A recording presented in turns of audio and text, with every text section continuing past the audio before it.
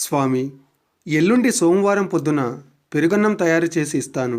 దేవునికి నైవేద్యం పెట్టండి.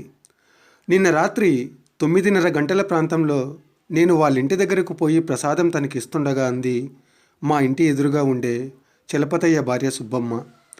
ఆనందంతో బాగా కన్నీళ్ళొచ్చాయి నాకు.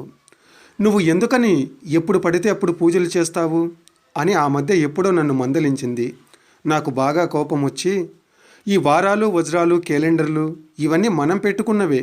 దేవుడి దృష్టిలో పగలు రాత్రి అమావాస్య పౌర్ణమి ఇవే లెక్కలోకి వస్తాయని మా వీధిలో అందరూ వింటుండగా ఆమెతో గట్టిగా అన్నాను నేను. ఏమనుకుందో ఏమో, కొన్నాళ్ళు నాతో మాట్లాడడం మానేసింది.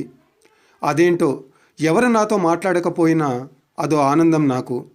వాళ్ళతో మాట్లాడే టైంలో ఇంకేదైనా పనికొచ్చే పని చేయొచ్చనేది మేబీ నా ఇన్నర్ ఫీలింగ్ కావచ్చు.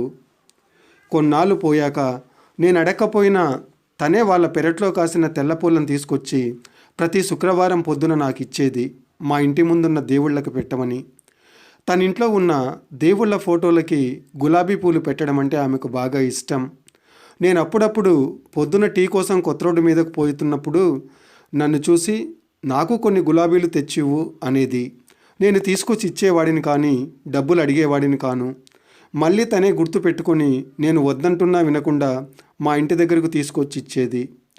నేను ఈ మధ్య మా ఇంటి ముందు వినాయక చవితికి గణేశుడిని పెట్టి ఒక్కడినే దేవుడికి సేవ చేయడం ఆమె వీధిలో అటు ఇటు తిరుగుతున్నప్పుడు చూస్తూనే ఉంది.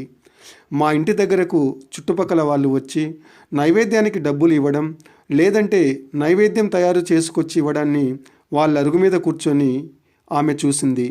అందుకే ఒకరోజు నైవేద్యం నేను కూడా పెడతానని నిన్న రాత్రి నాతో అనడం.